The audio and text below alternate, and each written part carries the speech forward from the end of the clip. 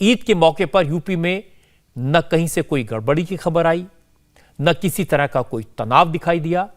और सबसे बड़ी बात है कि यूपी में ज्यादातर शहरों में नमाज मस्जिदों में, ईदगाहों में, मदरसों में या फिर पार्कों में पढ़ी गई।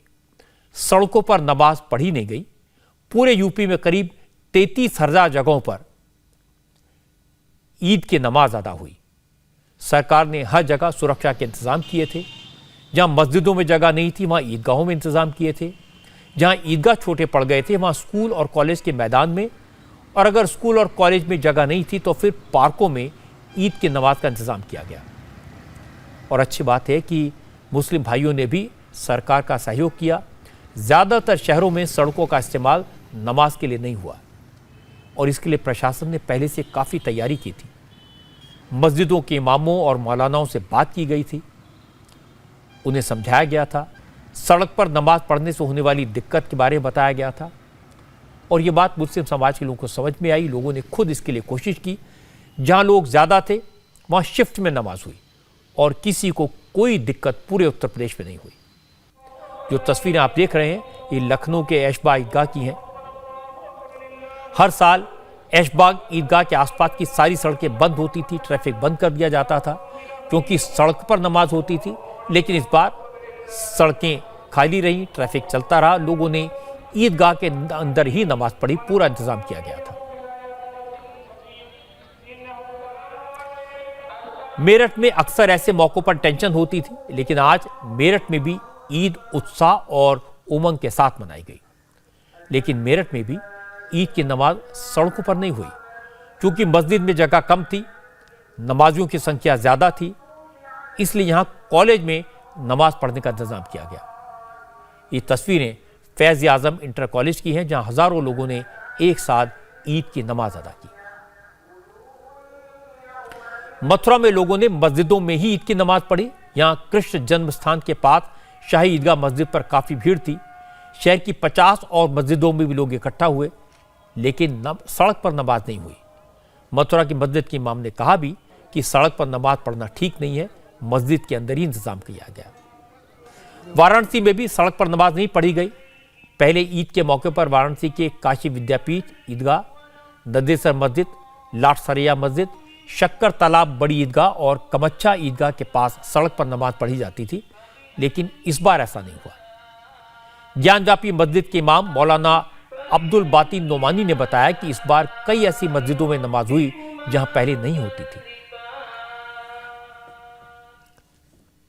आज योगी आदित्यनाथ को उत्तराखंड जाना था, अपने गांव, अपने घर जाना था, अपनी मां से मिलने, लेकिन ईद का दिन था, टेंशन हो सकती थी, इसलिए वो लखनऊ से तब निकले जब ईद की नमाज शांतिपूर्ण तरीके से निपट गई।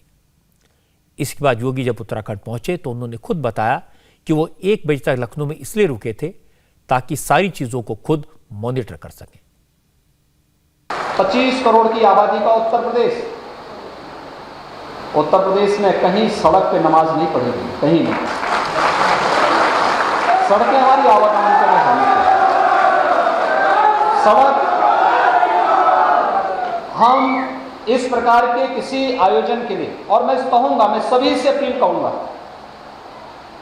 कि व्यक्तिगत आस्था का सम्मान होना चाहिए। और मैं तो एक धार्मिक व्यक्ति हूं, मुझसे ज्यादा आस्था के बारे में कौन समझ सकता है, लेकिन आस्था का सम्मान ऐसा नहीं होना चाहिए कि हम लोग अपनी आस्था के सामने आम जन की समस्याओं को नजरअंदाज कर दें। आपकी आस्था है, आप अपनी आस्था का सम्मान अपने घर में करिए, अपने अंदर करिए। आस्था अंतःकरण का भाव होता है, हर एक का सम्मान इस मामले में करेंगे। लेकिन आस्था के नाम पर भावनाओं के साथ खिलवाड़ करने और जन भावनाओं के साथ खिलवाड़ करने की छूट भी किसी को नहीं दी जानी चाहिए। किसी भी धर्म की भावनाओं का, आस्था का सम्मान कैसे होता है, ये योगी आदित्यनाथ से दूसरे मुख्यमंत्रियों को सीखना चाहिए। लाउडस्पीकर हटवाने का मामला हो सुप्रीम कोर्ट के आदेश पर, या फिर सड़कों पर नमाज बंद करने का मसला हो, नमाज के लिए पार्कों का इंतजाम करने का सवाल हो, योगी ने सख्ती नहीं की, जोर जबरदस्ती नहीं की, लोगों से बात की, लोगों को समझा बुझाकर ये काम कर दिया। और सबसे बड़ी बात यह है कि योगी सिर्फ निर्देश देकर निश्चिंत नहीं होते, वो खुद सिचुएशन को मॉनिटर करते हैं। अगर कहीं कोई गड़बड़ी होती है तो फ्रंट से लीड करते हैं और हालात को संभालते हैं। इसीलिए जिस उत्तर प्रदेश से अक्सर हिंसा और दंगे की खबरें आती थी, अब वहां शांति है और इसका पूरा क्रेडिट योगी आदित्यनाथ को मिलना ही चाहिए। योगी आदित्यनाथ आज उत्तराखंड में अपने गांव में हैं। अब से थोड़ी देर पहले योगी पंचूर गांव में अपने घर पहुंचे, अपनी मां से मिले, उन्होंने मां के पैर छुए, उनसे आशीर्वाद लिया। योगी आदित्यनाथ ने मां के साथ अपनी एक तस्वीर ट्विटर पर शेयर की और सिर्फ एक शब्द लिखा, मां। आज रात योगी आदित्यनाथ अपने घर पर रुकेंगे। इस वक्त तो अपने घर पर ही हैं। इससे पहले आज योगी ने पौड़ी गढ़वाल के यमकेश्वर मंदिर में पूजा की। यमकेश्वर में गुरु गोरखनाथ महाविद्यालय कैंपस में अपने गुरु महंत अवैधनाथ की प्रतिमा का अनावरण किया। योगी आदित्यनाथ ने उन 6 शिक्षकों को भी सम्मानित किया जिन्होंने बचपन में उन्हें पढ़ाया था। लेकिन योगी जब मंच पर अपने गुरु महंत अवैधनाथ के बारे में बोल रहे थे तो गुरु को याद करके रो पड़े। उनका गला भराया और शब्द निकलना मुश्किल हो गया। आज पूज्य महंत अवैधनाथ जी महाराज की मूर्ति का यहाँ पर स्थापना का कार्यक्रम संपन्न हुआ है। मेरे लिए यह व्यक्तिगत रूप से गौरव की बात है कि मैं अपने पूज्य गुरु को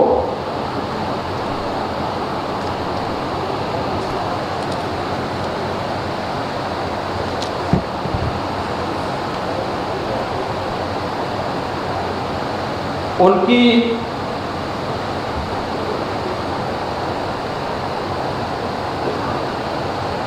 जन्मभूमि पर मैं सम्मान दे पा रहा हूं और मुझे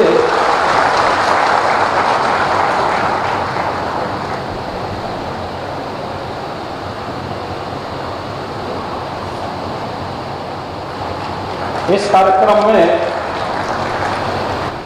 उत्तराखंड सरकार ने बुलाया।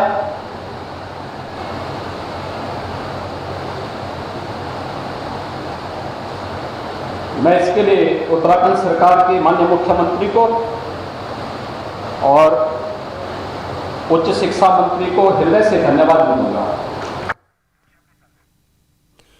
योगी आदित्यनाथ ने 26 साल पहले संन्यास लिया था और जिस दिन से संन्यास लिया उसके बाद परिवार से नाता टूट गया। जब गुरु से दीक्षा ली तो गुरु के आदेश को सर्वोपरि माना। योगी ये कहने में संकोच नहीं करते कि जो कुछ हैं गुरु की कृपा से हैं। असल में एक बार महंत अवैधनाथ ने योगी से पूछा था, तुम्हारा बचपन जहां बीता वहां बच्चे कैसे पढ़ते हैं? तो योगी ने कहा कि सरकारी स्कूल है, इंटरमीडिएट तक बच्चे वहीं पढ़ते हैं, लेकिन कॉलेज नहीं है, इसीलिए बाहर जाना पड़ता है। तब महंत अवैधनाथ ने योगी से कहा था कि वहां एक दिन कॉलेज जरूर बनवाना। योगी ने अपने गुरु का यह आदेश पूरा कर दिया। इसीलिए आज गुरु को याद करके योगी रो पड़े। योगी अपने कर्तव्य के प्रति इतने ईमानदार हैं कि वो अपने पिता के अंतिम संस्कार में शामिल नहीं हो पाए थे, क्योंकि उस वक्त कोरोना से जंग चल रही थी और वो उनकी पहली प्राथमिकता थी। पिता के निधन के बाद योगी पहली बार घर पहुंचे हैं, इसलिए मां से मिलकर आज भावुक हो गए और सिर्फ एक शब्द कह पाए, मां।